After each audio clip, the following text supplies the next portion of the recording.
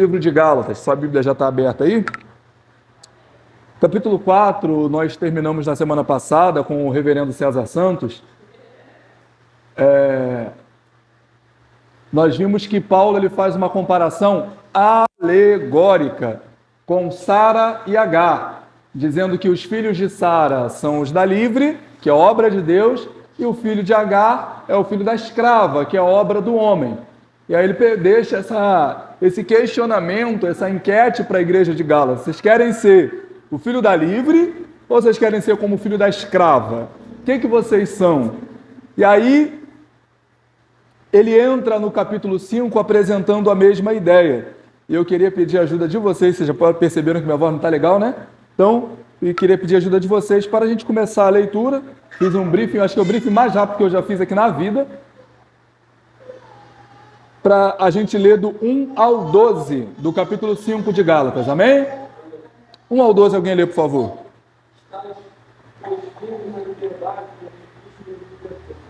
Eu tornei para meter debaixo do esse eu, Paulo, ungido se me deixar de se circuncidar, Cristo de nada vai aproveitar. De novo, protesto a todo homem que se deixa circuncidar, que está obrigado a guardar toda a lei. Separados está de Cristo, vós que nos estáis pela lei, de graça tendes caído. Porque nós, pelo Espírito da fé, aguardamos a esperança da justiça. Porque em Jesus Cristo, nem a circuncisão tem de algum, mas sim a fé que opera com caridade. Correis bem, quem vos impediu, para quem não obedeceu, para que não obedeçais a verdade. Esta persuasão não vem daquele que nos chamou. Um pouco de fermento revela toda a massa. Confie de vós do Senhor que nenhuma outra coisa sentireis, mas aquele que vos inquieta, seja ele quem for, sofrerá a condenação. Eu, porém, se prego ainda a circuncisão, por que sou perseguido? Logo, o escândalo da cruz está aniquilado. Eu queria que fosse cortado aqueles que prisão do que Se Cristo nos libertou, por que cargas d'água nós devemos voltar ao jugo da servidão, ao jugo da escravidão? Pense comigo, irmão. Durante quanto tempo disseram que mulheres que usavam maquiagem iriam para o inferno e proibiram mulheres de usar maquiagem? Durante quanto tempo disseram que homens que usavam bermuda iam para o inferno? Durante quanto tempo disseram que pessoas que usavam brinco iam queimar no quinto dos infernos?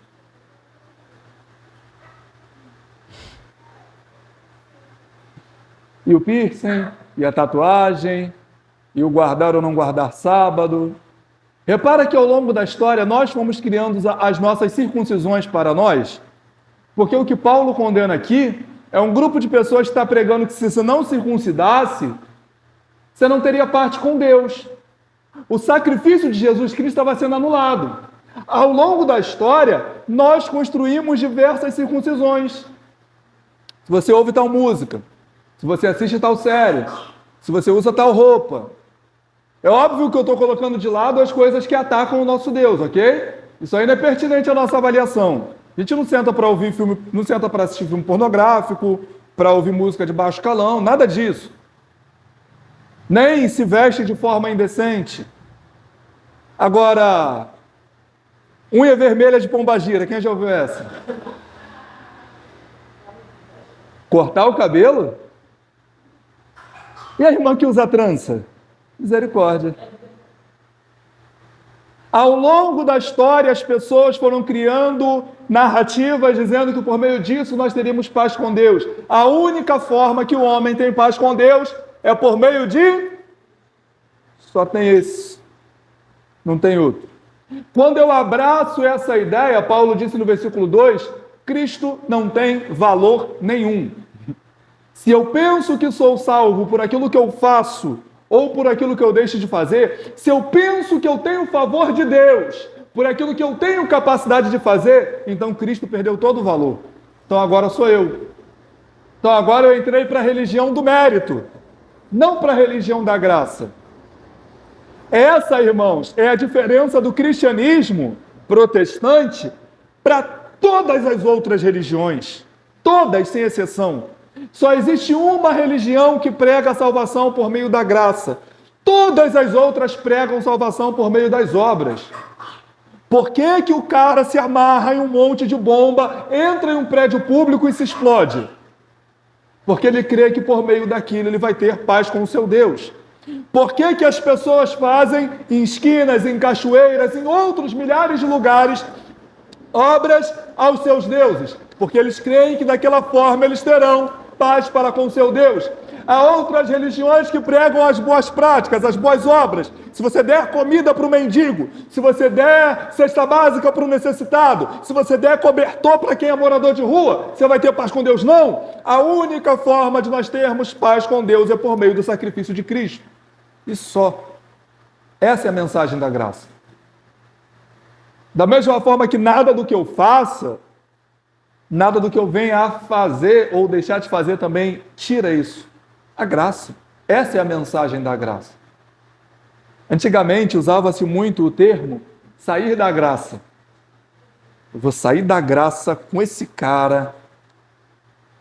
Ó, me tirou da graça. Quem já falou isso aqui?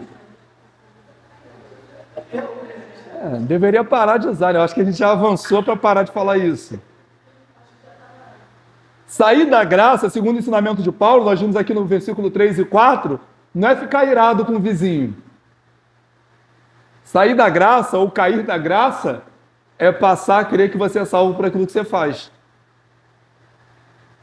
Isso é sair da graça. Irmão, pensa comigo. Um homem, Luizinho, sempre falo Luizinho, e não tem nenhum Luizinho aqui. O dia que tiver o Luiz, eu uso outro nome. É casado com a Francisca. Luizinho discute com a Francisca dentro de casa. Discutiu. Saiu da graça. Mas ele se excedeu. Falou coisas que não devia falar. Magoou a Francisca, sua esposa. Saiu para ir trabalhar. Foi atropelado e morreu.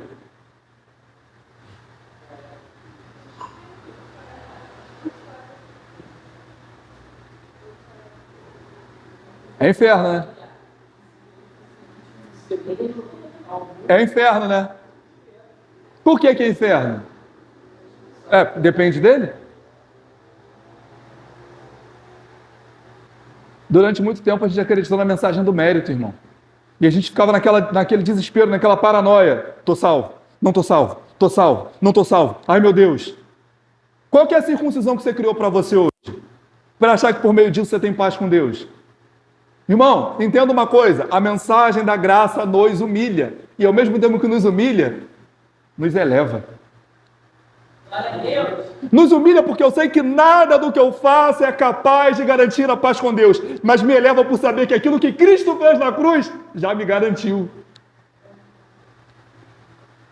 E durante muito tempo, a gente carregou a mensagem do mérito. A gente começou a pensar que, caramba, se eu usar calça comprida. No caso da mulher, a calça comprida, do homem era bermuda. Eu lembro quando eu tinha 9 anos, estava conversando com a minha mãe, eu falei, mãe, eu quero me batizar. Eu lembro dessa conversa. Eu quero me batizar. Meu filho, irmão, você é muito novo. Não, mãe, mas eu já tenho um monte de calça no armário. Olha o que eu associava ao batismo, né? A partir de agora eu só uso calça comprida, não uso uma bermuda. Quando a gente pensa essas coisas, irmãos, aí a gente sai da graça. Paulo fala que, pelo Espírito, no verso 5, aguardamos a justiça que vem da fé. Alguém sabe o que está escrito em Gênesis 15, 6? Dá um spoiler, está falando sobre Abraão. Creu Abraão no Senhor. Abraão se tornou justo por causa de quê? Que ele creu. Aí Abacuque 2,4, Abacuque fala, os endemoniados, na minha versão, estão endemoniando por aí, mas o justo viverá. Aí Paulo vai escrever em Romanos, no capítulo 1, fala assim, olha, eu não me envergonho do Evangelho, que é o poder de Deus para a salvação de todo aquele que crê. Aí chega no 17, primeiro o judeu, depois o gentio. Porque está escrito, o justo viverá pela fé. Aí o escritor aos Hebreus, lá no capítulo 10, no verso 38, vai falar o quê? Porque o justo viverá. Irmão, são 4 textos na Bíblia falando a mesma coisa, isso tem que te dizer alguma coisa.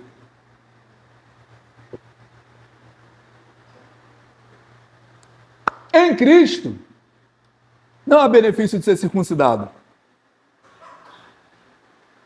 Loucos, e se hoje te pedirem a tua alma, o que tens preparado para quem será? Aí você vai chegar diante de Cristo e falar, Cristo, eu não fiz tatuagem. Pode me salvar. Ó, aqui ó, minha orelha passou invicta. Tem aqui ainda, meu amigo. Minha orelha passou invicta, não tem um furinho aqui, ó. Tá show. Aí Jesus fala, então você tá salvo. Alguém conversava esses dias sobre tatuagem. Foi ontem. Você está decorando o templo do Espírito Santo.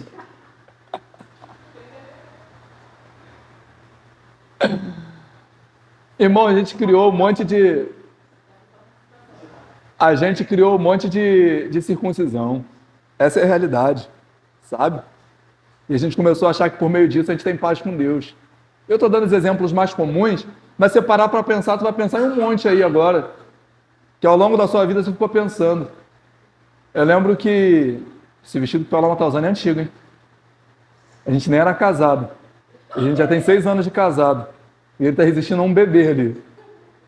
Mas eu lembro que a gente chegou na igreja uma vez, a primeira vez, Paloma estava com um vestido que ela usou no dia que eu pedi Paloma em casamento. Dia 23 de... Não, foi isso não. 23 de janeiro foi o coral. 23 de janeiro de 2016. Uma irmã saiu do meio do lugar que ela estava, foi até a Paloma e falou assim, ó, essa roupa que tu tá é de pombagira. Eu falei assim, não, irmã, é dela. Ela pagou, de ter a nota fiscal em casa. Foi, mas voltou. Mexeu com ela, né? Pombagira. Não pega não. Pega não. Paulo falou assim, vocês estavam indo bem, gente. Eu imagino Paulo, cara. A sensação de Paulo deve ser tipo eu quando saio com a Paloma para lanchar. Eu peço um combo. A Paloma fala que não quer batata. Ela mente, irmão. Ela mente. Porque ela come minha batata toda. E eu fico assim, que isso? Como é que pode? Que negócio é esse? É a sensação de Paulo. Vocês estavam indo tão bem. O que foi que instigou vocês agora a começar a pensar nessas coisas? Certamente não foi Deus. Um pouco de fermento leveda toda a massa. E eu sou curioso. Aí eu fui pesquisar. Medidas padrão, vai. Para você fazer um bolo. São aproximadamente 3 xícaras de farinha e 1 colher de fermento. Considerando que a xícara de farinha tem aproximadamente 6 colheres, então a gente vai falar de 18 colheres de farinha para 1 de fermento. Você vai fazer um bolo. Como o fermento, quando se falava de fermento, a primeira massa que se associava não era de bolo, mas sim a do pão. Fui pesquisar a receita padrão do pão. 1 quilo de farinha de trigo para 10 gramas de fermento. Proporção 100 para 1. 1 quilo de farinha de trigo são 100 vezes 10 gramas do fermento. Mas essas 10 gramas do fermento têm a capacidade de levedar todo 1 quilo de farinha com todos os outros ingredientes que aquela massa compõe. Paulo está falando só um pouquinho, não precisa de muito para estragar vocês, não. Eu me lembro que uma vez eu estava conversando com uma pessoa e eu estava falando só da escritura. Ela falou assim, não, um pouco de dogma é bom. Então tu não é protestante, ô praga. Porque somente a Escritura. Irmão, suponhamos que você esteja na sua casa fazendo um omelete. E você vai fazer esse omelete com 6 ovos. Olha lá, quebrou o primeiro, o segundo, o terceiro, o quarto, o quinto. Quando chegou no 6º, você quebrou na vasilha, estava podre. Você come omelete? Ah, mas são 5 bons. Tem 5 bons ainda. Quer dizer, mais ou menos, né? Está ali no bolo. Mas a proporção 5 para 1. Você não come? Porque um pouco é suficiente para estragar, né? É isso que estava acontecendo na igreja da Galácia, ou nas igrejas da Galácia. Um pouco do fermento estava estragando toda a massa. Se for, segundo Paul Washer disse no seu livro O Verdadeiro Evangelho, 99,9% Jesus e 0,1% você vai para o inferno. Lembra daquela faixa do Neymar nas Olimpíadas de 2016? Eu acho que é por isso que o Brasil parou de ganhar. A gente não sabe mais o percentual que os atletas têm de Jesus. Tem que ser 100% Jesus. Isso é uma piada, gente.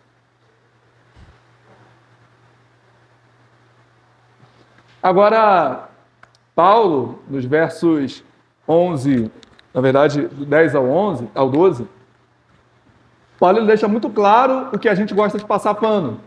Porque Paulo fala assim, ó, aos perturbadores de vocês, tem condenação para eles. Paulo não chama essa galera que está querendo incutir outro evangelho, o evangelho das obras, do mérito, da circuncisão, de, poxa, ele só está enganado, tadinho. Ah, ensina assim, mas, poxa, ele tem boa intenção no coração.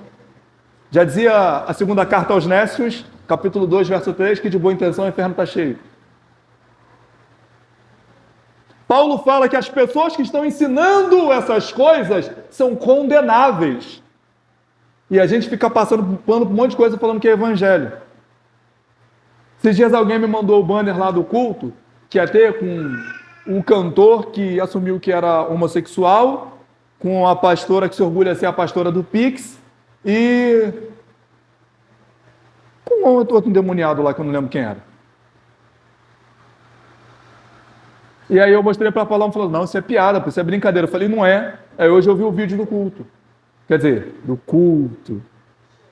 Não era piada, não. Aí, uma vez, eu tive a curiosidade de ir lá no Instagram da pessoa, sabe, da pastora do Pix. 2 milhões de seguidores. 129 que eu conheço.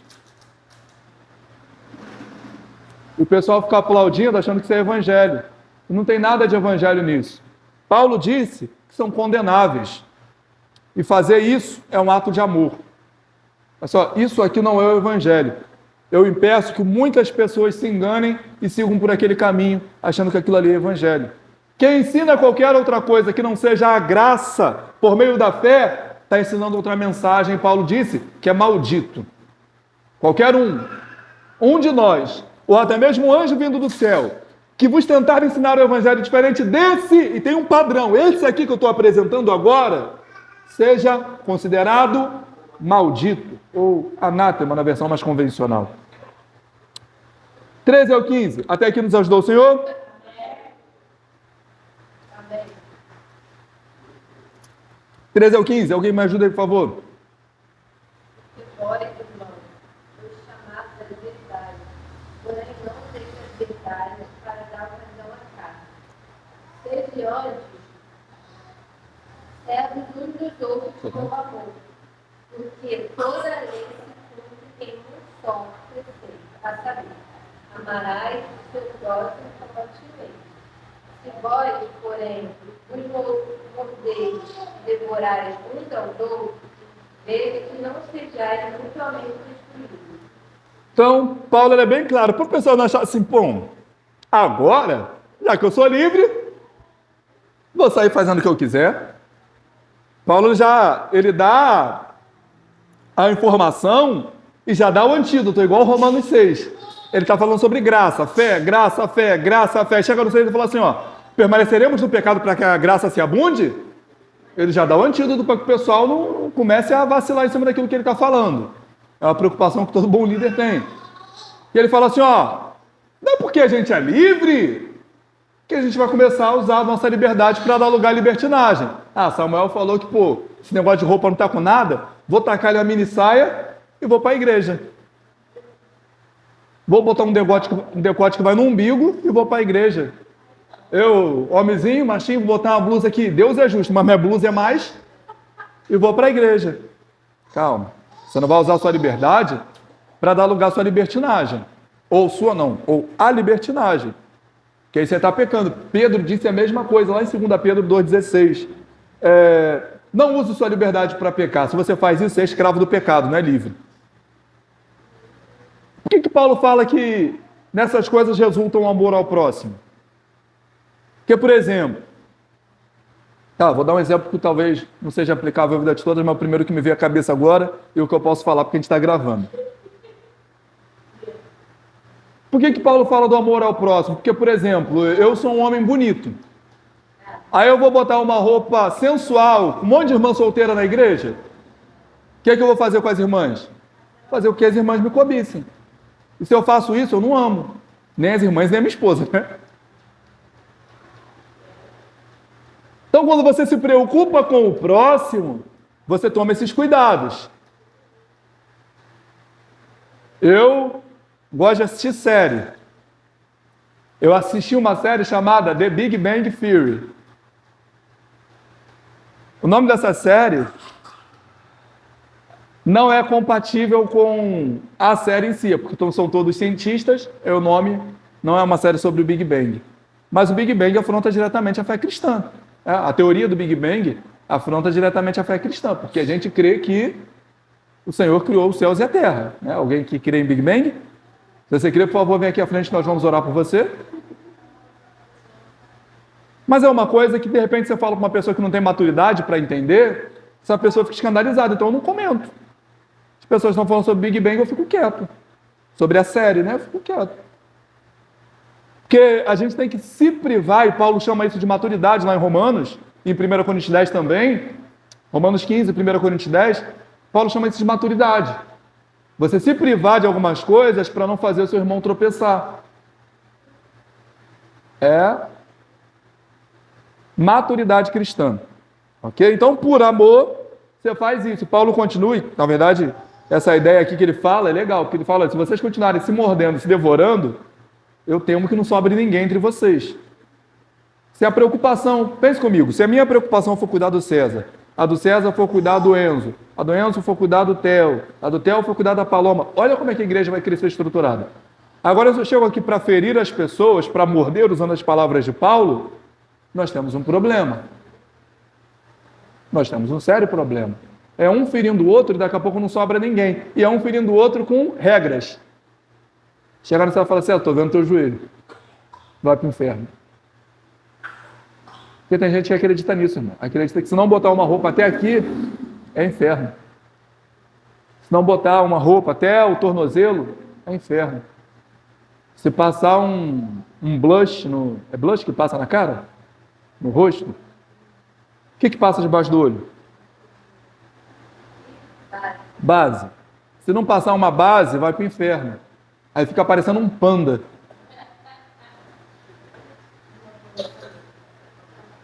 Não, mas ela não crê que vai para o inferno se passar uma base, gente, pelo amor de Deus. Não. E, gente, tem coisas que a gente precisa tomar cuidado. Já estou avançando aqui, a gente vai sair daqui para entrar no assunto dos frutos. Mas olha só, eu não estou falando sobre exaltação da vaidade, do egocentrismo, não, nada disso. Mas a gente precisa se cuidar, gente.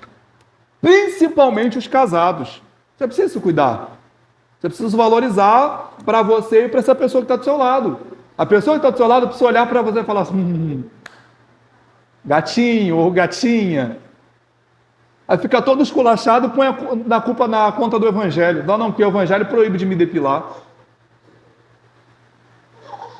Vigia, crente. Em nome de Jesus. Tem mais que lá. Mas vocês entenderam isso, gente? Para de criar circuncisão para você. Seja livre em Cristo. Obviamente, você não vai usar a sua liberdade para pecar. Tá? Eu sou livre, vou lá no show da Anitta.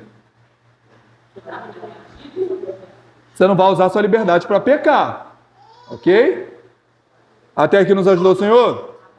Vamos concluir a leitura do 16 ao 26?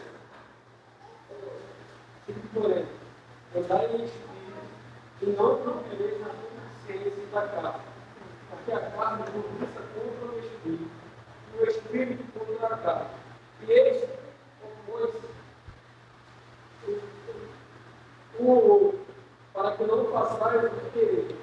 Mas, se sois guiados pelo espírito, não estáis debaixo da lei, porque as obras da carne são manifestas, das quais são prostituição, impureza, lascívia, idolatria, feitiçaria, inimizade, dissensões, heresias, invejas, homicídios, bebedice, glutonarismo e coisas semelhantes a essas, acerca das quais, claro, como já antes vos disse, os que cometem tais coisas não herdarão o reino de Deus. Então, 26. mas o fruto do Espírito é caridade, gozo, paz, longanimidade, benignidade, bondade, fé, mansidão e temperança. Contra essas coisas não há lei. E os que são de Cristo crucificaram a carne com as suas paixões e concupiscências. Se vivemos em Espírito, andamos também em Espírito. Não sejamos cobiçosos de vanglórias, irritando-nos uns aos outros, e beijando-nos uns aos outros. Vamos lá. Paulo fala, andem em espírito e vocês não vão cumprir as concupiscências da carne. Então, o antídoto para não ser guiado pela sua carne, fazer tudo que sua carne quer, é andar em espírito. Ok? Eu não vou gastar muito tempo falando sobre as obras da carne, não, porque isso a gente sabe. Você sabe, eu sei que você sabe. Como diria a música, né? Eu sei que você sabe, que eu sei que você sabe. Eu também sei. E quando eu falo de pecado, eu não falo alguém de uma plateia assistindo o pecador do palco. Eu falo de pecado, infelizmente, como alguém que peca. Não gostaria, mas peca. Estava explicando para alguém essa semana que é como o trem numa ponte. A ponte foi rompida e o trem ele continua vindo. A ponte foi rompida, o que acontece com o primeiro vagão? Cai. E os vagões que vêm atrás? Cai também. É isso aí. Adão caiu. A gente que veio atrás caiu junto. Ainda bem que hoje a gente está em Cristo, não está mais em Adão. E aí tem esperança para a gente. Mas ontem nós fomos visitar uma pessoa que fez uma cirurgia. Nós fomos lá visitar e tem uma dupla de meninas lá. Tem uma menina mais velha e uma mais nova, tem 2 anos. Né? Não, 1 ano e pouco. 1 ano e pouco. Vai fazer 2 anos agora. Tá pertinho já. E a de 2 anos estava com ciúme da mais velha, que já tem 5 anos. Ciúme, querendo brigar e querendo atenção. Aí eu perguntei aos pais, eu falei, e aí, quem ensinou essa criança a ser ciumento? Pecado. Ninguém ensinou. Qual que é a referência que a criança tem para ser ciumento? É a natureza pecaminosa dela. Pecar a gente sabe, irmão. E o homem é criativo para pecar. Qual é a única forma, Enzo? Fala para mim, qual é a única forma do homem não transgredir a lei? Se não tiver lei. Dou graças a Deus por Cristo. Porque Ele nos tirou desse lamaçal. Nós estávamos nesse lamaçal. Paulo disse aos Efésios, vivíamos como os filhos da ira, vivíamos como os filhos da desobediência, vivíamos irando a Deus como os outros também. Mas Deus, que é riquíssima misericórdia, pelo seu muito amor com que nos amou, nos vivificou. Nós éramos essas pessoas inimigas de Deus que pecavam com prazer para afrontar a Deus. Mas Deus foi lá e nos resgatou. Isso é graça, a gente não merecia, mas Ele nos resgatou. O importante a gente observar aqui nesse começo é que Paulo vai falar sobre as obras não é do diabo. Então para de diabolizar os seus pecados. Sabe, tem gente que vai pedir desculpa para o outro e falar assim, não, é porque o diabo é furioso, né? Não, é você, é a sua carne. Você gritou por causa da sua carne, você xingou, e xingar não necessariamente palavrão, você pode ofender alguém sem falar palavrão, por causa da sua carne, você foi arrogante por causa da sua carne, você foi egoísta por causa da sua carne. É isso aí. Não é o diabo. O diabo não teve nada a ver com isso. Ele estava igual a figurinha do Michael Jackson, comendo pipoca enquanto você agredia verbalmente alguém, humilhava alguém, destratava alguém, era grosseiro com alguém, faltava com respeito e amor a alguém. Isso é obra da carne. É a carne que faz essas coisas. Mas o fruto do Espírito, pensa comigo, eu não sei, se você for bom em fruticultura, você sabe o que é fruticultura? Então você não é bom em fruticultura, sabe nem o que é? Se eu pegar aqui na minha mão esquerda uma folha de palmeira e na minha mão direita uma folha de coqueiro, você sabe distinguir qual é qual? Eu não faço ideia. Se você vê uma palmeira e vê um coqueiro, você sabe distinguir qual é qual? Agora, se você vê uma palmeira e você vê um coqueiro com coco, você sabe distinguir qual é qual? E o que te fez notar essa diferença? Parabéns, essa é a vida cristã. Aparentemente pode ser igual. As pessoas notam a diferença mesmo? É na hora do fruto. Quando se observa fruto, é que as pessoas percebem a diferença. Hoje, a gente não anda mais de terno e gravata o dia todo, o tempo todo. Se vai na padaria, é terno e gravata. Se vai no sacolão, é terno e gravata. Não, a gente não anda mais assim. As mulheres não usam mais coque sem maquiagem, não. As mulheres se maqueiam, os homens usam bermuda e t-shirt e chinelo e tudo tranquilo. Tá, a gente pode olhar e falar assim, não, isso aqui não sei se é palmeira ou coqueiro. Ok. Mas a diferença é que a gente tem que produzir fruto. E essa é a diferença. Nós iniciamos aqui, vocês mulheres que acham que a gente participa de uma seita, a série Fruto do Espírito. A série Fruto do Espírito nas nossas reuniões. Começamos no mês passado falando sobre amor. Esse mês agora a gente vai falar sobre paz. Muito bom. Talvez eu seja repetitivo aqui, mas é importante a gente... Tem um texto na Bíblia que eu gosto pra caramba. Texto de Lucas 10. Se não me engano, a partir do verso... Lucas 10? Não é Lucas 10 não. Deixa eu procurar aqui. Calma aí. Não, Mateus 21. Lucas 10 é outro texto que eu também gosto. É da parábola do bom samaritano. Do 25 ao 37. Mateus 21, Jesus está passando perto de uma figueira. Saindo de Betânia, assim, Jesus está lá. Aí a figueira tem uma característica curiosa, porque quando ela está com muita folha, significa que ela está dando fruto. Então Jesus vê aquela figueira cheia de folha, ele vai perto dela para poder pegar um fruto. Quando ele chega lá, aquela figueira não tinha fruto.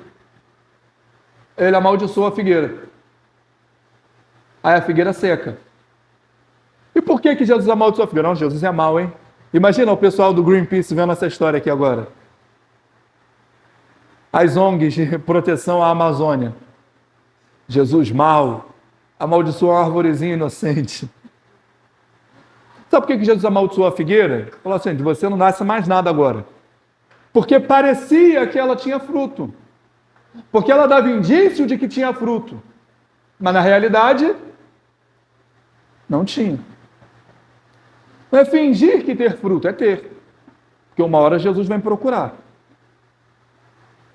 E essa é a nossa diferença para o mundo, irmão. A gente tem que produzir fruto. E essa ideia do fruto, eu acho que eu já falei aqui em algum momento, é o resultado. Quando Paulo fala sobre o fruto do Espírito, quando Jesus e João Batista falam sobre produzir fruto digno de arrependimento, é o resultado da obra que está acontecendo aí. Então, o que Paulo está falando é, o resultado de ter o Espírito Santo é ter amor. O resultado de ter o Espírito Santo é ter paz. O resultado de ter o Espírito Santo é ser longânimo, benigno, paciente, temperante. Esse é o resultado, ou esses são os resultados de nós termos o Espírito Santo. A ideia não é, eu tenho o Espírito Santo, vou tacar a cadeira para o alto. Não! A ideia é, eu tenho o Espírito Santo, serei paciente. Essa é a única forma das pessoas saberem que você tem o Espírito Santo. Essa é a evidência que você tem o Espírito Santo. O resultado da obra dele em você. Já ouvi 2 vezes aqui na igreja. Samuel, você é muito paciente, por isso você é o pastor. Eu não sou paciente por causa do meu cargo, eu tenho que ser paciente porque eu sou crente. E crente é paciente. É evidência do Espírito Santo em mim. Tem gente que se orgulha de ser impaciente. Eu sou impaciente. Vai se converter. Porque se o Espírito Santo habita em você, você vai ser paciente. E eu quero falar rapidinho de cada gomo do fruto do Espírito. A gente gosta de assemelhar a tangerina, porque a tangerina é aquela que tem gomos, né? Minha barriga também. Mas deixa para outro momento. A tangerina é aquela que tem gomos. Então, a gente sempre fala dos 9 gomos do fruto do Espírito. Primeiro, amor. Primeiro que ele cita em algumas versões da caridade, mas é amor. E aí o ódio ao amor é 1 Coríntios 1 Coríntios 13. Isso é fácil, gente. E Paulo, quando ele fala de amor, fazendo um briefing aqui, ele fala que o amor não é egoísta, que o amor não se importa com seus próprios interesses, que o amor não quer que as coisas sejam feitas somente do seu jeito. Sabe, você que reclama quando as coisas não é feitas do seu jeito, vai aprender a amar. Porque o amor não é isso. O amor não é egoísta. O amor não suspeita mal. Sabe aquela cena das branquelas que a gente gosta?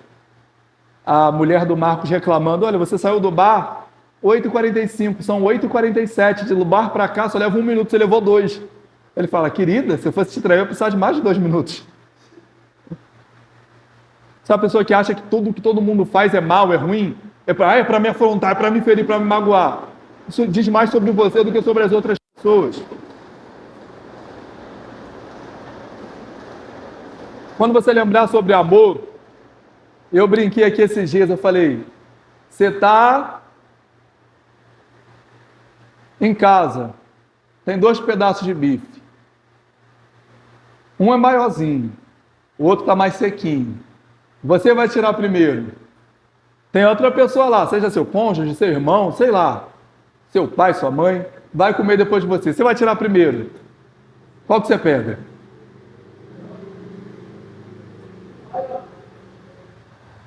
Corta os 2 no meio e fica cada um com a parte de um. Fica a dica. Aí não vai ser injusto.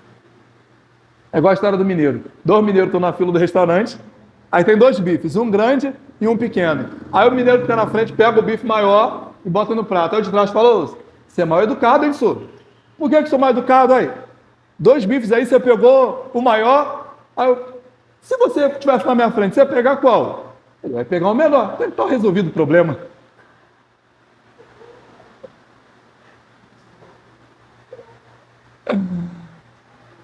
Eu brinco sempre com essa história do bife, mas o amor não é egoísta. Se você é egoísta, significa que se você só pensa em si, você não ama.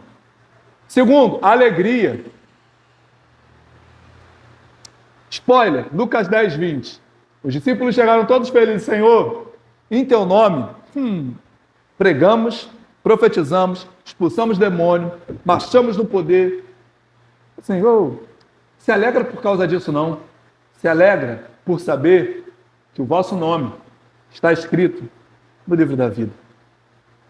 Quem tira, uma vez que Deus escreveu? Essa é a alegria do cristão. Por que vocês estão alegres? Uai, meu nome está escrito no livro da vida, irmão. E aí, se nada que eu planejei na terra der certo, um dia eu vou morrer, eu vou para o céu, eu vou morar com Deus. Irmão, eu vou morar com Deus. Alguém já sonhou, gente? Esses dias eu sonhei. Fiquei revoltado quando eu acordei. Irmão, fiquei irado quando eu acordei. Eu estava num lugar muito bom, e eu estava caminhando para ir ver Deus. Na hora que eu ia ver Deus, eu acordei. Caraca, eu estava tão perto, tão perto. De manhã, eu quase aferi a pressão. Falei, gente, será que minha pressão estava baixa? Eu estava morrendo realmente? Sei que estava acontecendo, mas, gente, sensação gostosa que eu tive. Eu tive a sensação simplesmente que Jesus voltou e eu estou indo ver Deus. Eu estou num lugar assim, muito bom, muito legal, muito claro, assim, iluminado, bacana. Eu estou, tá chegando minha vez de ver Deus, tá chegando minha vez de ver Deus. Aí o telefone despertou. A nossa alegria não se consiste em coisas da terra. A gente fica feliz quando coisas acontecem. Nasce um filho, se forma na faculdade, casa, consegue um emprego, você fica feliz. Mas sua alegria não pode ser essas coisas. Sua alegria é a certeza de que você vai morar no céu. Isso ninguém tira. Pode juntar o diabo com todo o inferno junto, eles não tiram isso de você. Paz. Paulo fala aos Filipenses sobre a paz que excede. De onde deriva essa paz? Tem uma coisa que você faz que deriva essa paz. Essa paz nasce de algo que você faz. O que é? É porque quando a gente isola o texto do contexto, fala, Senhor, eu quero a paz que excede todo entendimento. Paulo fala assim, porque a paz que excede todo entendimento, Filipenses 4:7, guardará o vosso coração, os vossos corações e as vossas mentes. Só que no versículo anterior, Paulo está falando sobre uma coisa. Não andeis ansiosos com coisa alguma. Antes, façam as vossas petições notórias ao Senhor. E a paz, que excede todo entendimento, guardará os vossos corações e a vossa alma. Então, Paulo está falando que essa paz, que excede todo entendimento, que está acima de tudo aquilo que o homem pode compreender, ela vem, sabe de onde? Da oração. Que é o exemplo? Cristo no Getsêmani. Como que Cristo estava? Lembra que ele falou para os seus discípulos? Vigiai comigo, orai comigo. Por quê? Porque a minha alma está amargurada até a morte. João 18, Cristo levanta da oração de Getsêmani. Vem Judas aí com a turma poder pegar Jesus. Ele dobra o joelho para orar amargurado até a morte. Ele levanta outro. Quando ele levanta, o pessoal chega e fala assim, quem é Jesus? Vem pegar Jesus. Ele fala, eu sou. Todo mundo cai. Você acha que ele estava amargurado agora? Estava angustiado até a morte agora? Ana, outro exemplo. Chegou no templo e foi orar. Como é que Ana chegou na oração? Não comia, só chorava. Como é que ela saiu? Semblante transformado. Essa angústia, falta de paz. Oração, irmão. Pedro fala, 1 Pedro 5,7. Lancem sobre ele toda a vossa ansiedade, porque ele tem cuidado de vós. Como é que eu lanço sobre Deus, sobre Cristo, toda a ansiedade? Por meio da... Então, o crente que tem paz é o crente que ora. O crente que não ora não tem paz. Vai se desesperar e se abalar por tudo e qualquer coisa, porque ele não tem uma vida de oração. Ele não conversa e não confia no Deus que ele diz servir. Por isso que ele fica inquieto, sem paz, tudo tira o sossego. Meu Deus! Ora, irmão. Quando você ora e lança sobre ele tudo aquilo que está te incomodando, a paz que excede todo entendimento guarda a sua alma.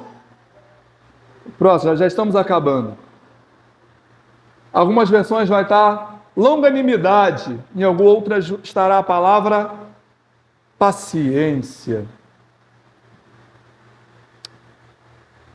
Só para não esquecer, 1 Coríntios 13, já que a gente citou, verso 4 diz que o amor é paciente. Romanos 5,3 tem um texto muito legal. Tem um texto muito legal. Alguém consegue ler rapidão para a gente? Romanos 5,3.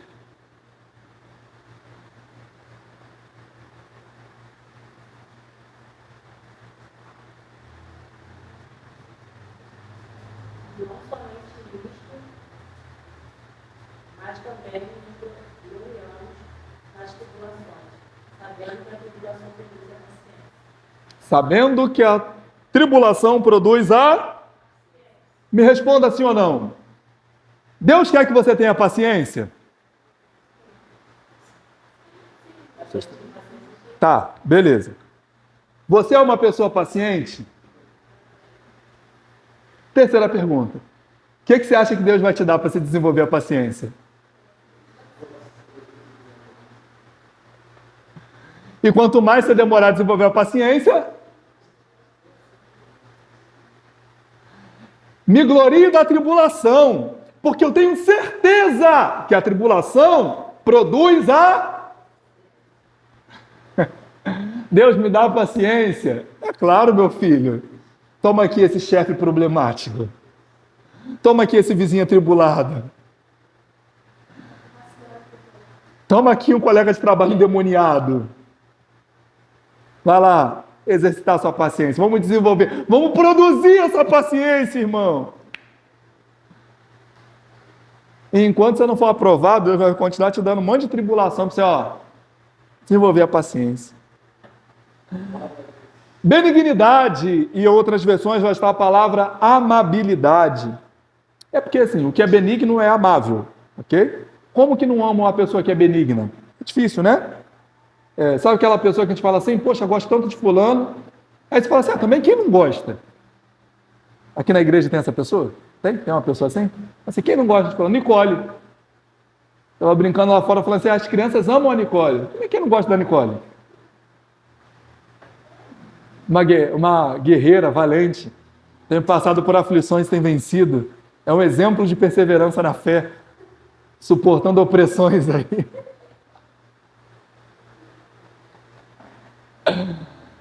Tem essa pessoa que a gente fala, essa pessoa é tão amável, não tem quem não goste. Quando a gente fala assim, não gosta de fulano, então você tem um problema, fulano é maravilhoso. Não é ou me ama ou me odeia, é o evangelho, eu sou uma pessoa amável. Ou deveria ser, na verdade, né?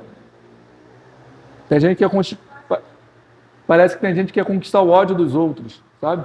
Quer ser odiado. Quando o evangelho fala assim, fruto do Espírito é benignidade, é ser amável mesmo, sabe?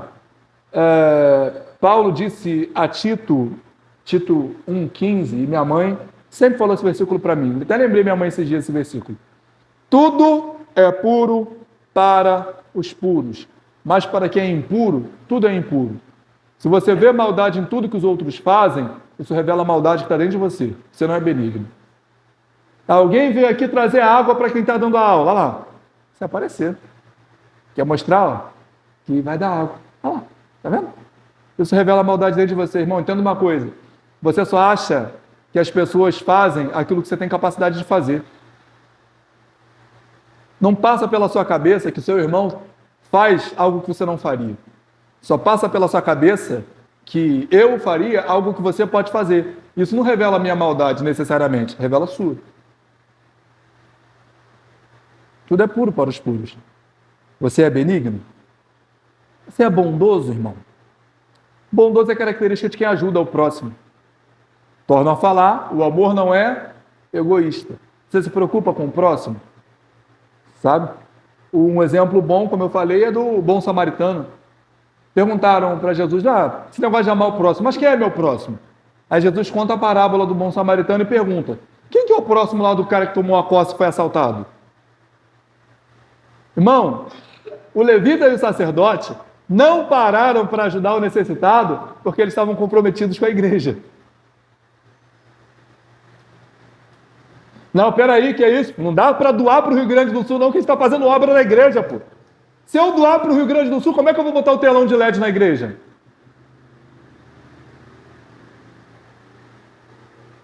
Você é uma pessoa que procura ajudar o próximo? Se revela se você é ou não bondoso. Fé ou fidelidade, algumas versões. E aí, para resumir, Hebreus 11:6. Sem fé, porque é necessário que aqueles que se aproximem de Deus creia que Ele é Senhor e galardoador daqueles que o buscam. Então, quem não tem fé, não agrada a Deus. Penúltima, mansidão.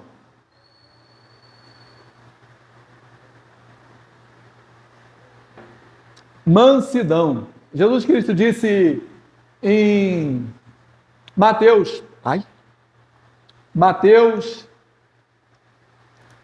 11:29. Tomai sobre vós o meu jugo e aprendei de mim que sou manso. É uma associação muito prática, tá? Quem é manso é humilde, quem não é manso não é humilde. Muito prático. Característica do manso é ser humilde, característica do humilde é ser manso. Quem não é um, não é outro. Quem não é um, não é outro. Certo? Por isso Jesus fala, aprendei de mim que sou manso e humilde. Quem não ama outro. Irmão, deixa eu te falar, nada está mais longe do evangelho do que a arrogância. E o ódio? Nem o ódio, porque Deus odeia. Provérbios 6. Essas 6 coisas Deus odeia. A primeira que Salomão fala é olhos altivos. Essas 6 coisas Deus odeia e a 7ª sua alma abomina. Olhos altivos, pés que se apressam para praticar o mal, mãos que derramam sangue inocente. A última, só para quem não sabe, aqui sua alma abomina, é o que causa contenda entre irmãos. Você já fez isso, eu sei. Eu sei que você já fez isso. Vai deixar? Se fosse comigo, eu não deixava. Eu sei que nem que fosse na época da escola você falou isso para alguém. Eu sei. Ó, fulano tá falando mal de tu, hein? E a contenda entre irmãos.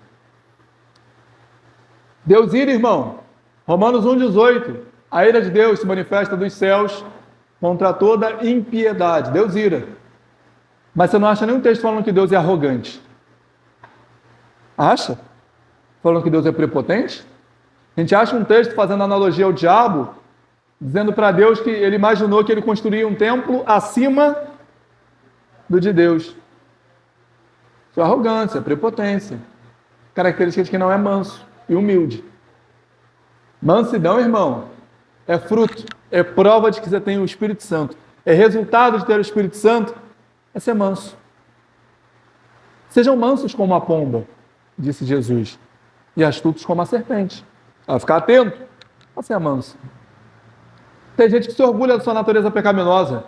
Comigo não. Eu não levo desaforo para casa. Se pisar no meu calo, vai ter. Isso não é fruto de que você tem o Espírito Santo. Isso é fruto de que você precisa de conversão. Porque essa é a nossa diferença para o mundo, irmão.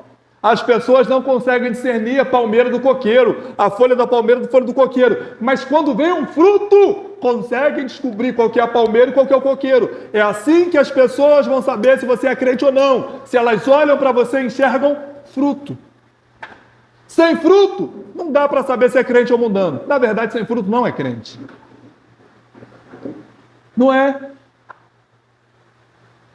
Só acha que, não, vão saber que eu sou crente porque eu roubo, porque eu macho, porque eu boto roupão, porque eu ando com a Bíblia na mão. Qualquer um pode fazer isso, irmão. Agora, não é qualquer um que pode praticar o domínio próprio. Não é qualquer um que pode praticar a temperança. Não é qualquer um que pode praticar a mansidão, a paciência. Isso é prova de que você tem o Espírito Santo, irmão. Isso que é prova de que você tem o Espírito Santo. Não é balá, não. Por último, já até adiantei, né? Domínio próprio ou temperança, dependendo da sua tradução. Vale uma nota aqui, uma ressalva que se um gomo do fruto do Espírito é o domínio próprio, não dá para a gente aceitar que uma pessoa diga que foi tomada pelo Espírito Santo e perdeu o autocontrole.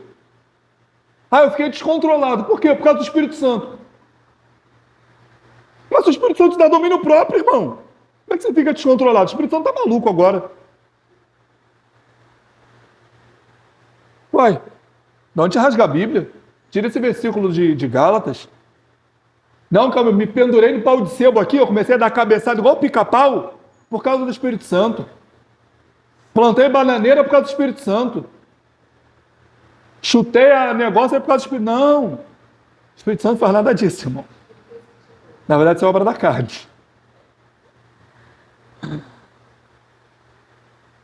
Pratique o autocontrole, domínio próprio. E aí tem uns versículos legais para a gente refletir. Por exemplo, Tiago 1,26. Aquele que se diz religioso e não refreia a sua língua, religião desse é mentirosa. Não, eu falo sem pensar, eu falo tudo que me vem à cabeça, eu sou muito sincero. Já viu que tem gente que gosta de santificar o seu pecado? Não, porque eu sou muito sincero. E acha que isso é bom. Não. Às vezes a gente pode estar cometendo um sincericídio. Sabe? Eu ia dar um exemplo aqui, não vou dar não, porque talvez os irmãos não entendessem o contexto, eu vou dar outro. Meu irmãozinho aqui estava nervoso, primeira vez que ele foi dar a saudação. Aí abriu o texto aqui, Salmo 23, leu, estava nervoso, a gente viu que ele estava tremendo, aí ele sentou. Poxa, a saudação do irmão foi meio embaçada. Aí o irmão chega no final do curso e fala assim, irmão, como é que foi minha saudação? Ele fala, porcaria.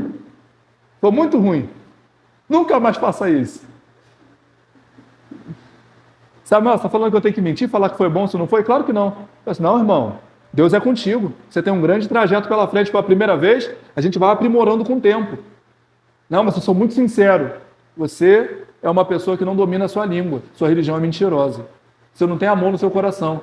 Achando que você vai falar tudo que você quiser. Paulo fala que ainda que ele falasse a língua dos anjos e dos homens sem amor, não, eu falo a verdade. Sem amor, são farpas. Não são palavras. São para ferir. Não são para corrigir. Sabe, tem gente que às vezes vai corrigir o erro do outro e fere a pessoa. Não, a pessoa errou não, porque você é muito arrogante. Você é muito prepotente. Mas você que está falando é o quê? Vai falar assim, ó, queridão, os semelhantes se reconhecem. Provérbios. Salomão fala em Provérbios 16 que melhor é o homem paciente do que o guerreiro. Mais vale controlar o seu espírito do que conquistar uma cidade. Até porque um homem sem autocontrole é ladeira abaixo. 25, 28. Como a cidade sem muros derrubados, como uma cidade com seus muros derrubados, assim é aquele que não sabe se dominar. Paulo fala em 2 Timóteo 1,7. Deus não nos deu espírito de covardia, mas de temor, de fortaleza, de amor e de domínio ou moderação. Esse foi o espírito que Deus compartilhou conosco. Aí eu faço aquela pergunta do milhão. Aquela pergunta do milhão. O Espírito Santo está aí? Vocês acham que é do Espírito Santo, gente?